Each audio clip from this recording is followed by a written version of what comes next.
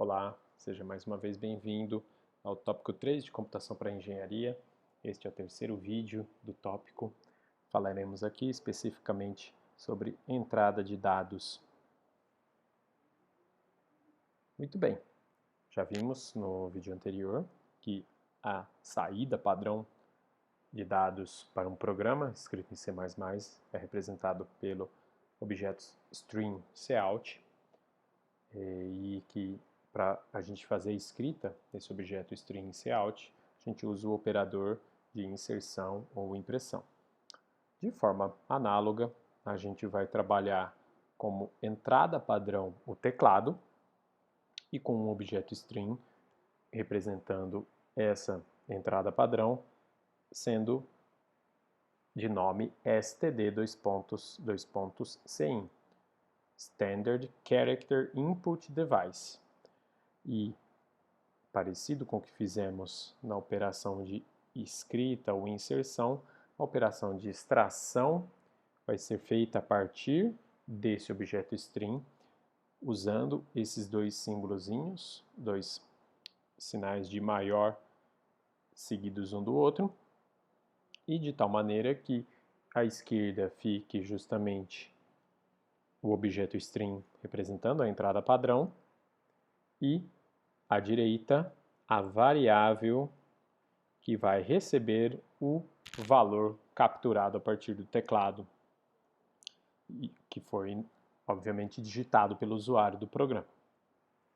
Então, nesse exemplo, espera-se que o usuário digite naturalmente um número inteiro, afinal eu estou indicando como repositório aí da captura do teclado uma variável age do tipo int.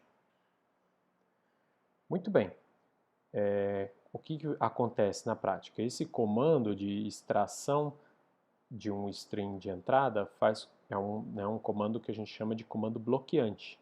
O programa vai ficar parado, travado, esperando que haja alguma entrada vinda justamente do objeto string cin. Ou seja, esperando que haja alguma interação por parte do usuário via teclado. Ele vai aguardar que o usuário digite alguma sequência seguida do caractere indicativo de término dessa sequência. E quais são os caracteres indicativos de término de uma sequência que representa alguma informação?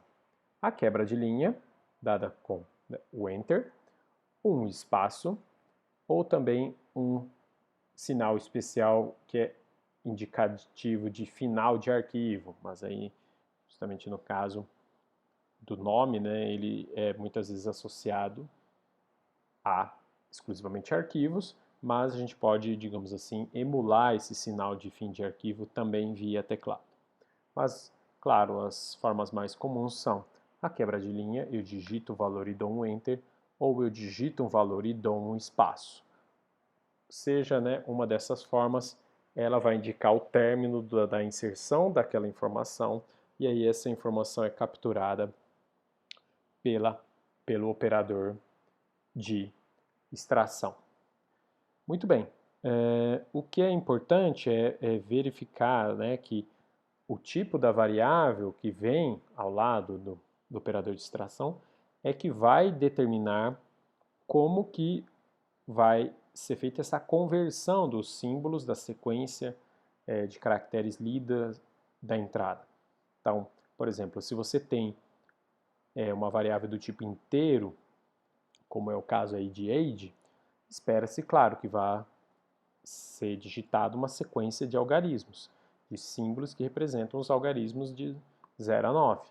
E aí é feita uma conversão para a representação do tipo inteiro e armazena-se essa representação binária no espaço de memória associado à variável inteira. Se é, por exemplo, uma variável de tipo ponto flutuante que está declarada no comando ao lado do comando de extração, double, float, por exemplo, você vai esperar também uma sequência de algarismos, mas possivelmente algarismos que incluem também casa decimal com um separador de ponto. E por aí vai. Então, dependendo do tipo da variável, os símbolos lidos da entrada são convertidos na representação binária que vai armazenar em memória essa variável. Muito bem, vejamos esse exemplo aqui de operação de entrada e, claro, também de saída.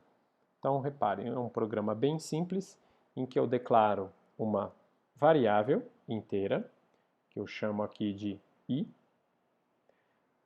Aí eu encaminho uma mensagem à saída padrão, uma string, escrevo uma string entre com o valor inteiro e solicito, através do operador de inserção, a sua escrita na saída padrão, no cout.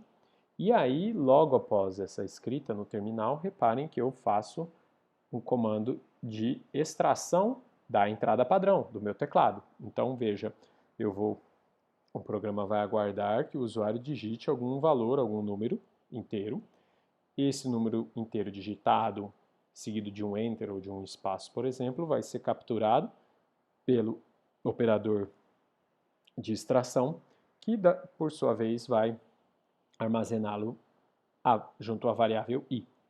Feito isso, eu vou fazer primeiro uma mensagem, digamos assim, de confirmação, uma impressão no terminal confirmando o valor que eu capturei, através da impressão, inclusive, do conteúdo da variável i na saída padrão, e depois vou realizar uma operação aritmética dobrando o seu valor e mostrando o resultado desse valor dobrado também na saída padrão. Então, um programa simples, mas para a gente entender e se acostumar com a sintaxe dos comandos de extração e inserção, extração da entrada padrão, extração do CIN e inserção na saída padrão, inserção no cout. E veremos, claro, agora, praticamente todo o programa vai envolver alguma interação, seja com uma leitura do teclado ou com uma escrita no terminal, que vão ser os dois dispositivos de entrada e saída padrão de praticamente de todos os programas, com exceção quando falarmos de arquivos. No tópico de arquivos, aí vamos começar a trabalhar com outros tipos de strings. Mas até lá vamos ver muitos outros exemplos explorando esses recursos dos strings e de operação de extração e inserção. Aí vem esse ponto aí abaixo do exemplo, no slide, esse questionamento, que é muito importante, que a gente também tem que trabalhar à medida que, claro, for também adquirindo mais conceitos e elaborando melhor os nossos programas. Como é que a gente faz com o controle de erro ou de um comportamento inesperado do usuário? Ou seja, e se o usuário não digita o inteiro? O que a gente pode esperar? Bem, para isso ficar mais claro, vamos alternar aqui com a tela para o Windows e vamos agora ver esse exemplo sendo executado e, claro, vamos simular esse comportamento estranho. Esse exemplo é o exemplo 2_cin.cpp, faz parte do conjunto de exemplos que estão à disposição de vocês na página do curso, na plataforma Aprender. Lembro, aliás, que é importantíssimo que vocês olhem não só para os exemplos discutidos nos vídeos, mas também os demais exemplos que são disponibilizados para vocês na página do curso. É importante estudar cada um desses exemplos e entender, executar, até mexer com eles, porque isso também faz parte, claro, do material do curso e ajuda muito a desenvolver os conceitos que vão sendo discutidos ao longo das videoaulas e das aulas práticas. Muito bem, então aqui esse é o código que a gente acabou de discutir. Vamos executar, compilar, claro, primeiro, e depois executá-lo. Primeiro com uma entrada convencional, uma entrada esperada, um número inteiro, e depois vamos ver como é que funciona com uma entrada anômala. Aqui o processo está um pouco mais lento, porque estou fazendo a gravação do vídeo junto, então o compilador leva um tempo maior. Vamos agora executar. Então, se eu digito 23, por exemplo, a leitura é feita com sucesso, o valor do dobro também é calculado e exibido com sucesso. Como eu falei, o problema seria se a gente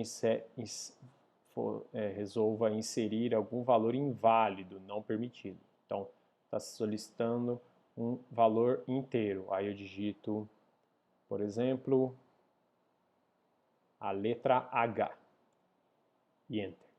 Repare, qual foi o valor capturado pela variável inteira? 0. E aí, claro, o resultado não é o esperado. Você pegou um valor que não tem o menor sentido em relação também a uma letra que não tem o menor sentido nesse programa. Então isso é um problema que pode acontecer. E claro, a gente vai ver formas de contornar isso mais adiante, entendendo um pouco melhor os mecanismos de controle de entrada e de saída e como a gente pode fazer a validação disso ao longo dos tópicos seguintes, quando começarmos a falar de mais outros conceitos que são necessários para entender um pouco melhor esse tipo de comportamento. Por enquanto, o que é importante é ficar atento que isso pode ocorrer e que, claro, tem que tomar um certo cuidado para tentar alertar o usuário através, por exemplo, de uma mensagem antes da entrada, indicando qual é o tipo de entrada esperada para o seu programa. Muito bem, vamos retornar então aos nossos slides.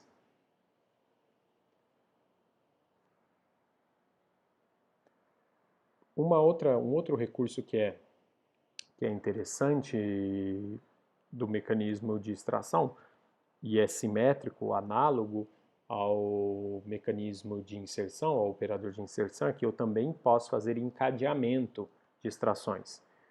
Ou seja, eu posso fazer a leitura de múltiplos valores ao mesmo tempo em um só comando. Então, se eu quero, por exemplo, digitar 2 números inteiros para guardar em 2 variáveis, como está aí no exemplo, as variáveis A e B, não preciso necessariamente repetir 2 comandos de extração, como está aqui, em 2 linhas separadas. Eu posso fazer isso de forma encadeada em um comando só. E, mais uma vez, os valores digitados pelo usuário separados por enter e por espaço é que vão indicar, e a ordem na qual você indica também as variáveis vai indicar a ordem de atribuição. Então, o primeiro valor dá um enter vai ser atribuído para a variável A, o segundo valor dá-se um enter ou um espaço vai ser atribuído para a variável B. Bem, em termos de conceitos, era isso que a gente precisava e gostaria de discutir nesse tópico 3. Agora nós estamos entendendo um pouco mais sobre como fazer leitura de dados a partir do teclado e escrita de dados no terminal ou no prompt de comando no qual o programa é executado. Então, com esses conceitos básicos de entrada e saída, a gente agora ganhou um pouco mais de competência, subimos alguns degraus aí nesses primeiros conceitos de programação em C++ e algoritmos e encerramos por aqui esse tópico 3 com a perspectiva agora de, nos próximos tópicos, trabalhar comandos condicionais, comandos de repetição e outras estruturas que vão permitir que nossos algoritmos cresçam e se tornem não só maiores, mas também mais sofisticados, o que significa também que eles vão poder resolver problemas mais elaborados. E é isso, até o próximo tópico.